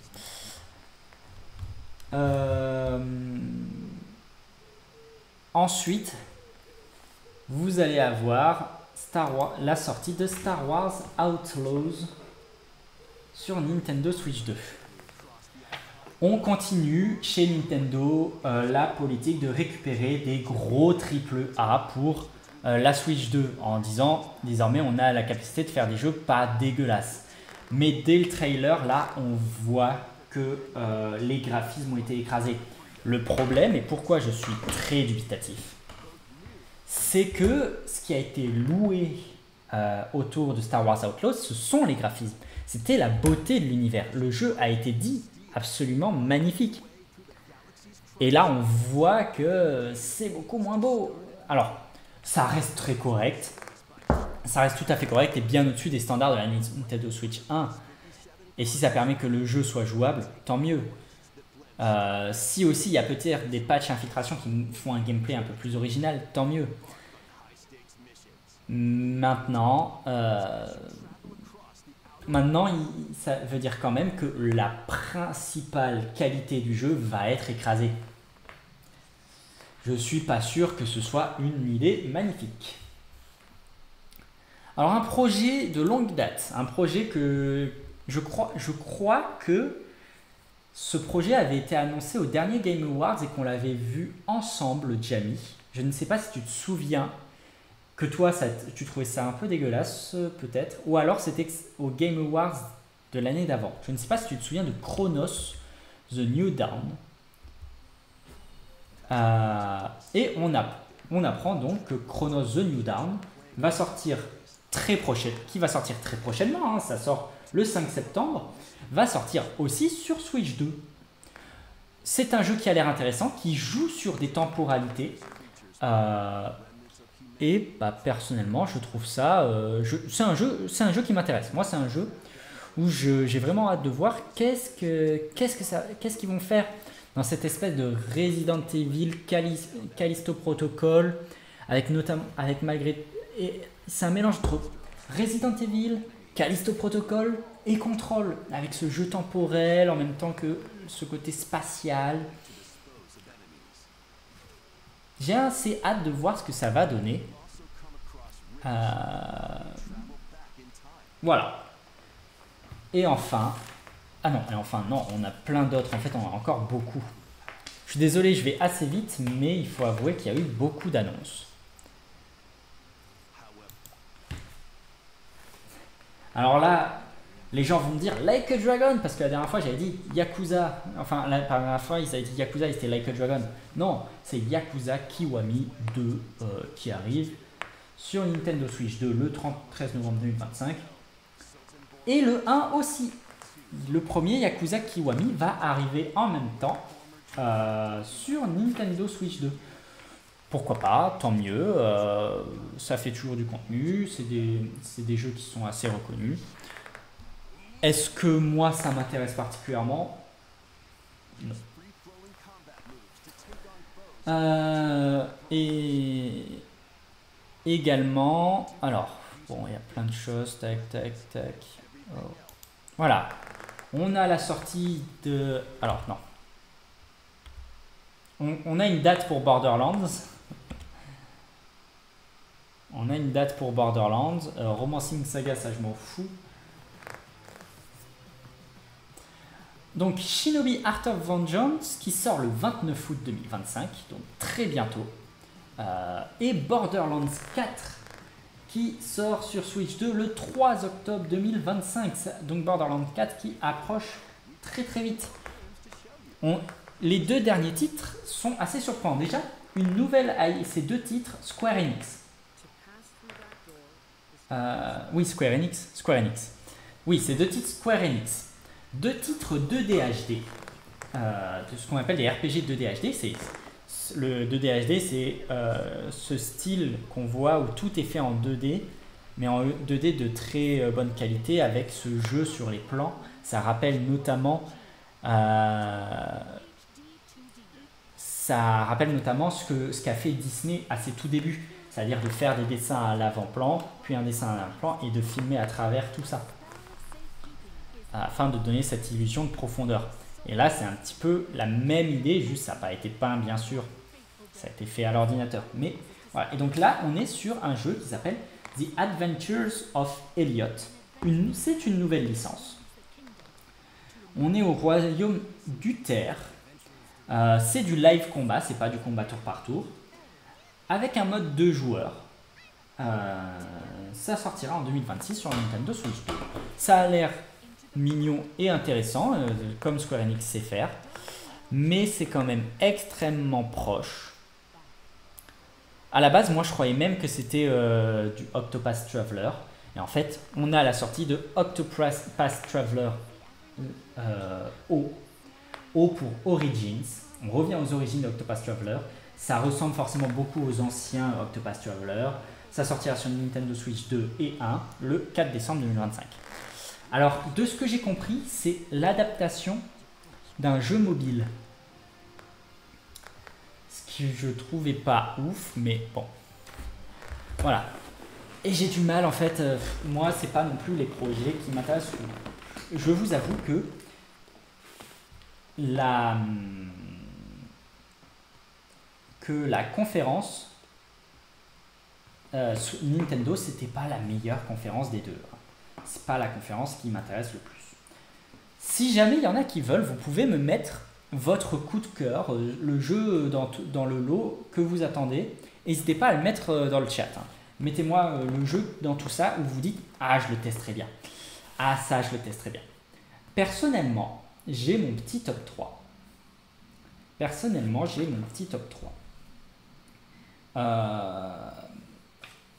J'ai mon petit top 3 des jeux plus qui vont m'intéresser. Alors, en 3, c'est Chilling by the Fire. Au final, je le mets quand même dans le top.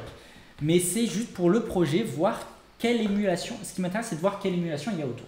C'est pas tant le jeu qui m'intéresse, c'est quelle va être l'émulation autour et quelle va être son utilisation et sa réception. Ça va m'intéresser. Chronos The New Dawn, alors c'est un peu de la triche. Parce que globalement, c'est un jeu, je suis très curieux. Je suis très curieux, mais là, il va sortir directement sur Switch 2. Donc, à voir, est-ce que vraiment va y avoir une comparaison qui va être faite en mode « Oh non, sur Switch 2, c'est injouable, etc. » Ça m'intéresse. Et mon coup de cœur, c'est Ella.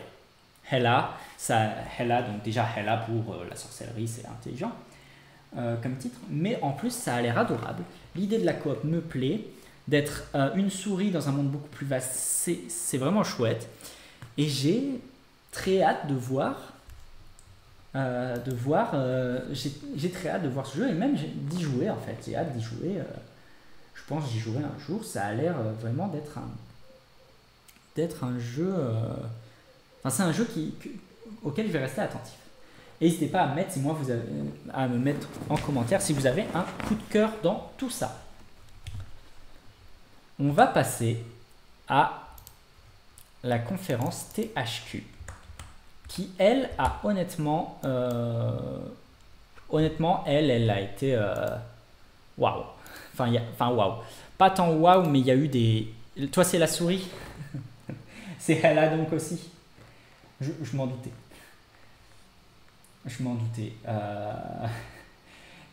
Mais si jamais t'en as un autre, Jamie, n'hésite pas. Si tu veux faire ton top 3, n'hésite pas. Pour tout le monde, si vous voulez faire votre top 3, n'hésitez pas, que ce soit sur YouTube en commentaire ou dans le chat, vous pouvez. Donc le THQ Nordic Digital Showcase 2025 qui nous a proposé un certain nombre de jeux. Et je trouve que si on prend vraiment les jeux en eux-mêmes, vraiment, c'est des jeux qui me hype beaucoup plus. Alors, je fais juste une vérification avant.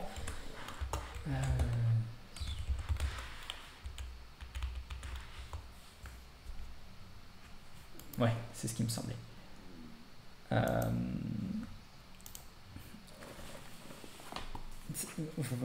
On a d'abord eu la première annonce qui a été faite. Bon, je vous passe le pré-show. La première annonce qui a été faite, je vous la mets parce que je sais qu'il y a plein de fans. Sachez que de mon côté, ça m'en touche une sans faire bouger l'autre. Mais alors, royalement.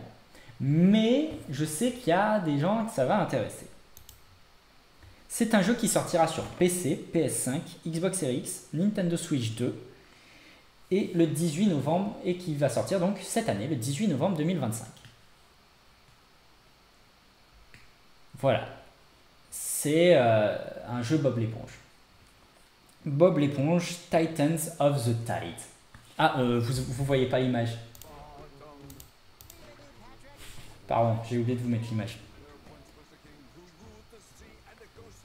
Donc voilà, Bob l'éponge, Titan. Oh, pourquoi il y a The Witcher, Assassin's Creed 2, Assassins of Kings. Hop, attendez. Alors, je ne savais pas que David Hasselhoff était un gars récurrent de Bob l'éponge. Vraiment, je n'ai pas le lore Bob l'éponge, personnellement. Ça ne me fait pas sourciller. Ça ne me fait absolument pas rire. Donc, je sais qu'il y a des fans. Grand bien vous fasse. Mais tout le lore Bob l'éponge, je ne l'ai pas. Je ne savais pas que c'est ma copine qui m'a dit que, bah oui, David Hasselhoff, il est toujours dans Bob l'éponge. Et j'étais en mode, ah bon, d'accord, très bien. Mais voilà, moi ça me fait absolument pas rire du tout. Voilà. En fait, j'ai l'impression de voir des gens qui cherchent à faire une sorte d'humour subversif. Là c'est le moment où je vais critiquer.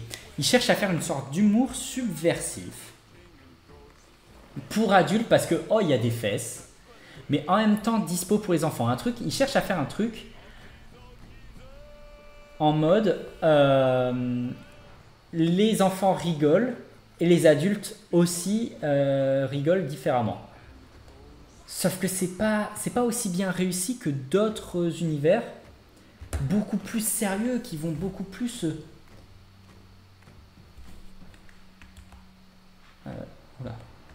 qui vont beaucoup plus dans le côté trash. et dans des critiques vraiment qui vont beaucoup plus dans le tacle. Moi, là, Bob l'éponge, ça, j'ai l'impression qu'il tente de faire ça, mais tout en restant tellement gentil. On pourrait faire le même reproche à Phineas et Ferb, mais qui met des tacles, à l'industrie et à Disney, alors que c'est fait par Disney. Ce que Bob l'éponge ne fait jamais, en fait, ou que très peu. Donc moi, voilà, ça ne m'intéresse pas. Tout ça pour dire que ça ne m'intéresse pas.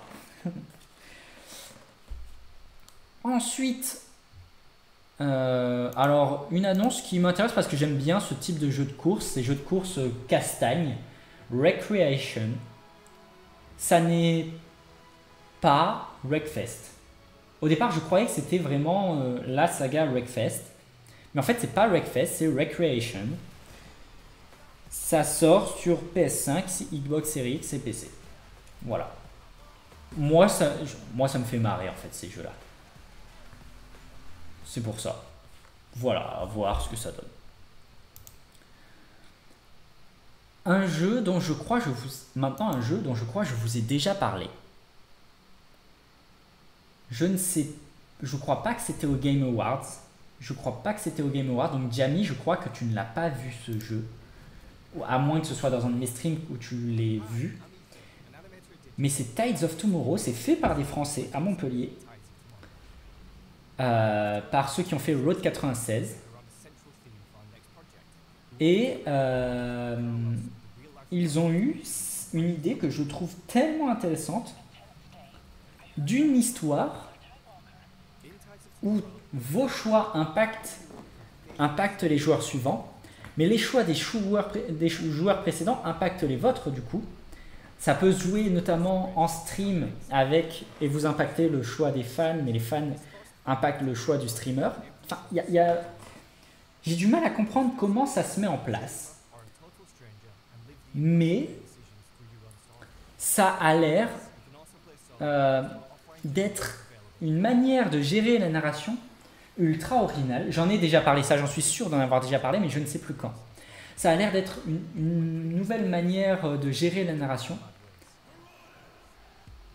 Et voilà, personnellement, j'ai vraiment hâte de voir ce que ça a donné. C'est un des projets, pas tant qui me hype le plus. En fait, si, ça me hype totalement. Mais c'est pas forcément le projet où je me dis, ouais, jeu de l'année. C'est le projet où je me dis, mais qu'est-ce que c'est? Qu'est-ce que c'est que ça? Et j'ai juste hâte de comprendre comment ça fonctionne. Vraiment de juste avoir le jeu en main et faire, ok, c'est ça. Parce que je n'arrive pas forcément à parfaitement situer cette manière de gérer la narration. Mais par contre, qu'est-ce que j'ai hâte d'y jouer. Au départ, je croyais que Recreation, c'était Wreckfest 2. Mais non, ça n'est pas Wreckfest 2. Pourquoi? Parce que Wreckfest 2 va sortir. Et ça, c'est un jeu... voilà, si vous n'avez jamais joué à Wreckfest, même si vous n'aimez pas les jeux de course, c'est drôle. C'est très drôle. C'est un jeu de bagnole, mais où vous avez deux moyens de gagner. Être le plus rapide ou être le dernier en vie. Et ce qui est marrant, c'est que parfois, c'est des voitures comme ça qui s'affrontent. Il y en a qui abandonnent complètement la course, qui sont en mode de toute façon j'ai quasiment plus de vie, donc j'ai plus aucune chance. Quand vous avez quasiment plus de vie, vous avez très peu de chances de finir la course. Ils sont en mode quitte à perdre, j'emporte quelqu'un avec moi. Et c'est très drôle. Et parfois vous arrivez et vous voyez qu'il y a quelqu'un qui a pris un bus. Là il fait flipper tout le monde. Et c'est un jeu de course extrêmement drôle, extrêmement fun. Et moi, c'est un type de jeu de course que j'aime bien. Donc j'ai hâte de voir j'ai hâte de voir en fait qu'est-ce qu'ils vont amener de neuf. Parce que j'ai du mal à voir comment ils peuvent amener de la nouveauté par rapport à Wreckfest 1. Maintenant, bonne chance à eux et j'espère de tout cœur qu'ils y arriveront.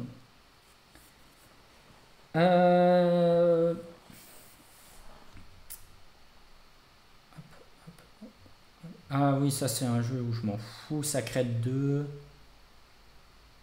Pareil, ça, Goldman, je sais pas quoi. Oui, la vie éternelle de Goldman. Ensuite, connaissez-vous la saga des Titan Quest? Elle revient avec Titan Quest 2 qui va sortir sur PC. Si vous ne connaissez pas les Titan Quest, ce sont des hack and slash à la Diablo, assez reconnus. Et voilà, c'est un projet que je trouve intéressant parce que déjà l'univers et le design est cool. On est sur du hack and slash qui est un type de jeu que j'aime bien, auquel je joue assez peu par rapport à ce que je passe des bons moments dessus. À ce moment-là, je regardais ça à côté de ma copine qui m'a dit « Oh, la musique, elle est belle !» C'est vrai, la musique, je sais pas si vous l'entendez.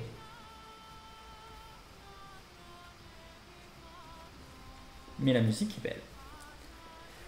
Pas grand chose à dire de plus à part sortie d'un nouveau Titan Quest, à voir ce que ça va donner. Pas sûr que ça soit un jeu de l'année, mais bon. Alors, on va faire un jeu. Je vais pas vous le mettre dès le début. Je vais vous mettre ce trailer à partir d'ici. Et je ne sais pas, je pense, toi Jamie, je sais que tu as déjà entendu parler de cette licence, mais je ne sais pas si tu t'en souviens. S'il y a des gens qui reconnaissent cette licence, alors c'est pas une licence qui est en live action, hein, ça c'est vraiment le trailer. Et c'est, voilà, on fait un petit jeu, devinez quelle est cette licence. Licence très peu connue par rapport à, voilà, là déjà il y a des indices. Exactement, un nouveau The Guild. On a la suite de The Guild. Jamie, je ne savais pas si tu t'en souviendrais. The Guild Europa 1410. Bah, pourquoi pas les The Guild. Donc, pour ceux qui ne connaissent pas les The Guild, en fait, c'est un jeu où vous jouez une dynastie. Vous jouez un personnage qui va chercher à faire son chemin dans une ville. Vous allez gravir les échelons. Vous pouvez commencer par être un soldat, etc. Et l'idée, c'est de gravir les échelons de la ville, d'installer votre famille. Et en fait, à la fin des fins, tant que vous avez des héritiers, le jeu continue et vous continuez à faire prospérer votre famille. Et l'idée, voilà, c'est de mettre à bas vos ennemis. Enfin, vous n'êtes pas obligé de la jouer comme ça. Vous pouvez aussi la jouer très pacifique. Mais c'est de gravir les échelons et de faire vraiment une dynastie. Je ne sais pas jusqu'à où vous pouvez aller. Je pense que vous pouvez être roi. Ou simplement chef de la ville, selon. Mais ce sont des jeux qui plaisent toujours. Qui ont toujours en plus un côté un peu marrant parce qu'il arrive des aventures, un peu what the fuck, etc. Aussi, vos personnages peuvent mourir subitement en ayant été agressés dans une ruelle. Moi, je vous conseille vraiment les let's play narratifs sur The Guild de Joueurs du Grenier. Ça va rafraîchir les graphismes. Puis voilà, c'est un projet que je trouve assez chouette. Que je trouve assez frais. Alors là, un projet auquel j'ai pu jouer, mais c'est Gothic. C'est Gothic Remake. Gothic, c'est une vieille saga de RPG qui avait marqué son temps, mais qui a été complètement oubliée. Où vous faites partie d'un univers qui est sous un dôme, et à l'intérieur, vous avez donc des monstres, etc. Et j'ai pu y jouer en fait à la bêta ou à l'alpha, à la Made in Asia. Ça a l'air chouette, mais je pense que c'est un jeu où il faut du temps pour s'y mettre. Parce que le début est extrêmement lourd. Au début, j'avais l'impression d'être dans Valheim, dans une sorte de RPG Valheim, mais pas de survival. Vraiment un RPG Valheim dans le gameplay. Mais en plus lourd. Sachant que Valheim est déjà lourd. C'est une esthétique gothique. Hein, c'est vraiment une esthétique.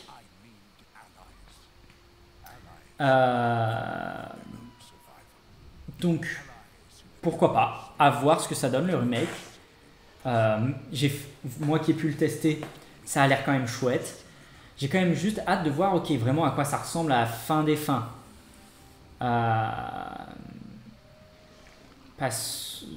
Le trailer donne beaucoup plus envie que l'alpha que j'ai faite. Tant mieux d'ailleurs, tant mieux. C'est dans cet ordre que c'est que c'est censé se faire. Voilà, à voir ce que ça va être. Ça sort en début 2026, donc il y aura quand même eu, pensez bien, 2 ans entre le moment où moi je l'ai testé et 2 ou 1 an. Ah non, il y aura eu qu'un an. Il y aura eu ouais, 1 an et demi entre le moment où je l'ai testé et le moment où ça sortira. Donc il y aura eu le temps d'avoir quand même pas mal de changements. Voilà. La suite c'est... Alors, oui, aussi, du coup, les gothiques classiques, 1, 2 et 3, vont être disponibles sur Xbox Series X et PS5. Voilà, ils vont être mis disponibles sur Xbox Series X et PS5. Voilà. Pourquoi pas, pour ceux qui ont envie de tester. J'irai pas dessus. Je vous avoue, j'irai pas dessus. Mais est-ce que la question qui se pose, c'est est-ce que ça va lancer l'idée d'un remake du 2, d'un remake du 3? C'est possible. C'est possible.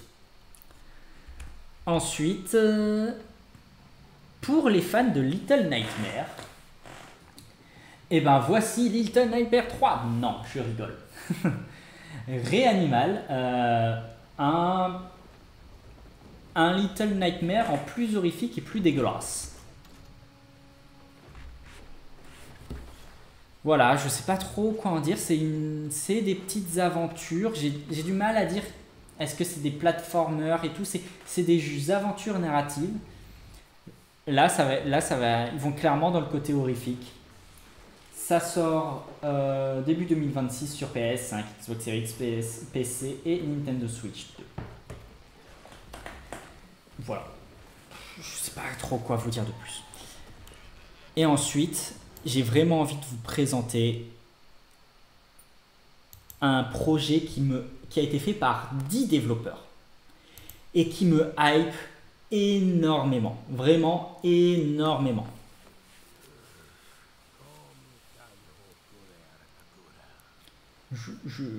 C'est une nouvelle licence qui s'appelle Fate Keeper.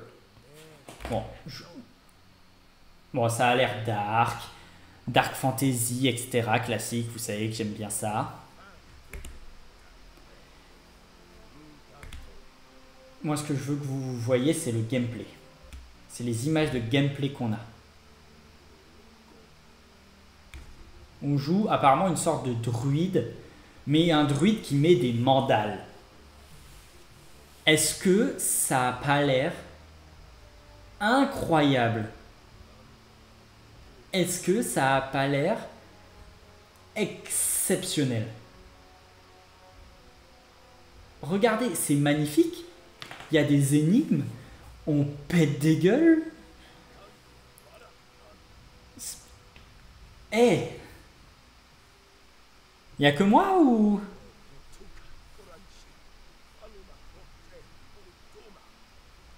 Non, on va affronter des bestioles. Il y a une petite... Oui, il y a une vibe Skyrim, mais déjà, je suis pas sûr... Ça se trouve, ça sera pas un monde ouvert. Je suis pas sûr que ce soit un monde ouvert. Mais il y a une vibe... Ouais, il y a une vibe Skyrim et alors? Et alors? Un mélange, je sais pas, il y a aussi une vibe, je trouve, l'ombre du Mordor. Il y a une vibe Skyrim mélangée à l'ombre du Mordor. Et ouais, j'ai ultra... Ah mais non, j'ai pas dit que c'était une critique. Attention, ceux qui critiquent un jeu en disant on dirait Skyrim, sachez que chez moi, ça ne sera jamais une critique. Vous ne m'aurez jamais dans votre camp en disant non mais franchement c'est Skyrim. Je fais ouais. Et alors genre ouais. Genre bien. Donc oui, je sais bien que c'est pas une critique et que c'est une observation. Attention, Skyrim, c'est quand même très cool.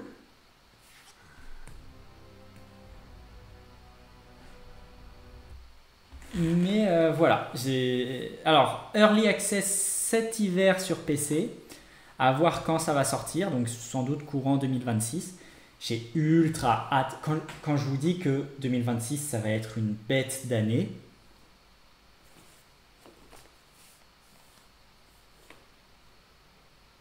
on est déjà à Dawnwalker, à GTA 6, il y a ça, il y a Tides of Tomorrow, ça va être correct. Et le dernier, c'est le retour d'une licence que tout le monde ne connaît pas forcément.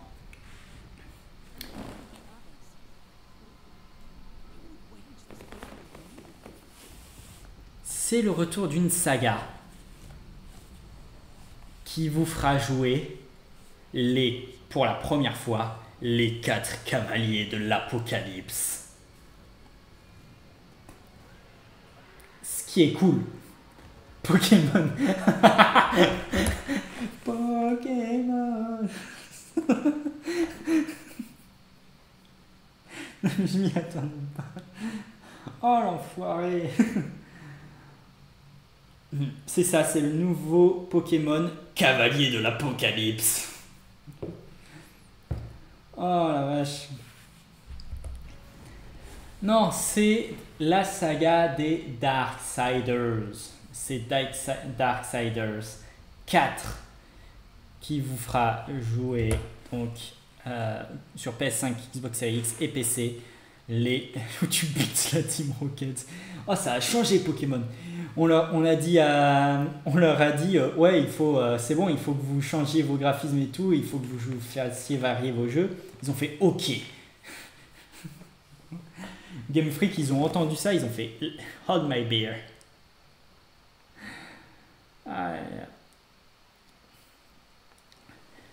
Bon, voilà Darksiders 4. Hâte de voir ce que ça va donner. Je sais pas si je peux vous montrer une image de ce que c'est un Darksiders. Le 3 plutôt, 3 gameplay.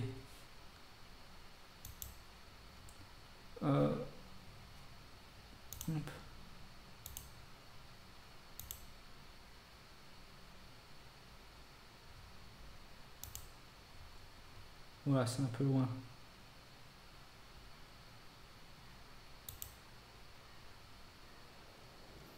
Ah, Dax, c'est un... En fait, je voudrais un peu plus loin. On va enlever le 4K, on va mettre en 1080. Voilà, on est sur du jeu un peu bourrin. Mais là, de ce que j'ai compris,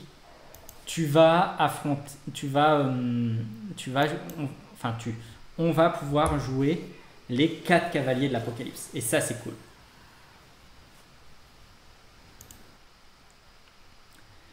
Bon.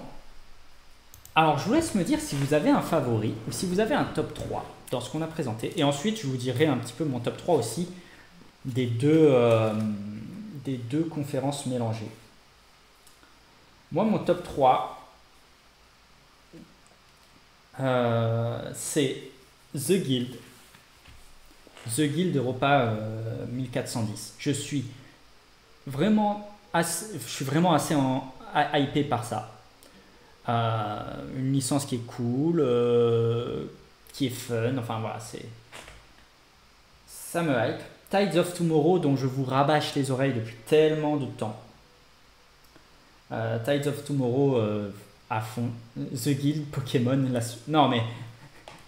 donc toi, ok. Donc toi c'est Darksiders 4, ton préféré. Enfin, ce qui te hype le plus. Ou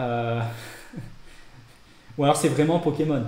Chez THQ, de ce que je comprends. J'essaie de comprendre, j'aime trop comprendre, il faut que j'arrête. Mais The Guild Pokémon est là, ok. Bah moi si je prends juste THQ, ça va être The Guild, Tides of Tomorrow qui vraiment me hype à fond, et Fate Keeper. Ça a l'air tellement bien, Fate Keeper. Ça a l'air incroyable.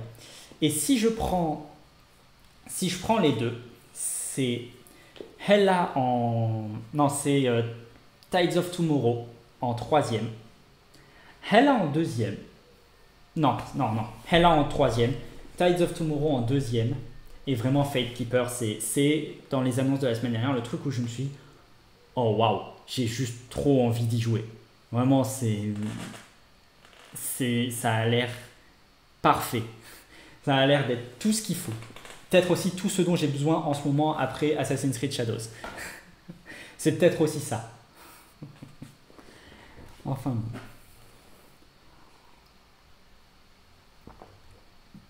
Bon.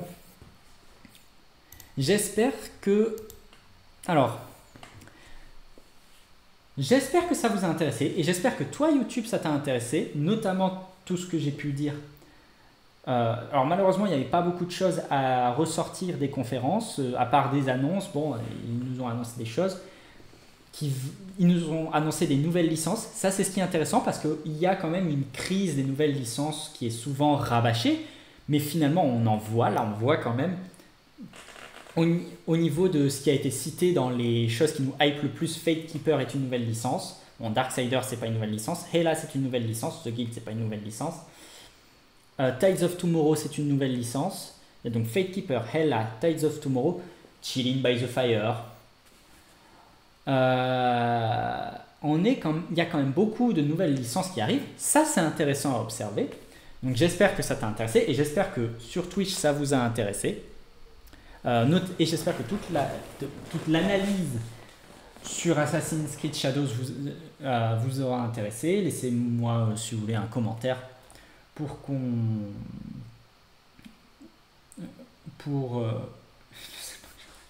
je te redonnerai le nom, Jamie. Si ça vous a intéressé, vous pouvez laisser un pouce, un commentaire, vous abonner. On se retrouve vendredi pour un dernier live avant que je prenne des vacances. Enfin, que je prenne des vacances. C'est pas vrai. Je prends pas de vacances. Non, avant que je parte à un endroit où je ne pourrai pas streamer. Mais je travaillerai quand même. Je prendrai des vraies vacances fin août. Je sais pas si je ferai des streams pendant ces vraies vacances. Je serais pas étonné qu'en août, il y ait 2 fois une semaine où je fais chill parce que j'en ai besoin. Je suis épuisé. Voilà. Donc, on dit au revoir à YouTube et à vendredi et à la prochaine. Donc pour toi, sans doute à ce week-end. Allez, ciao.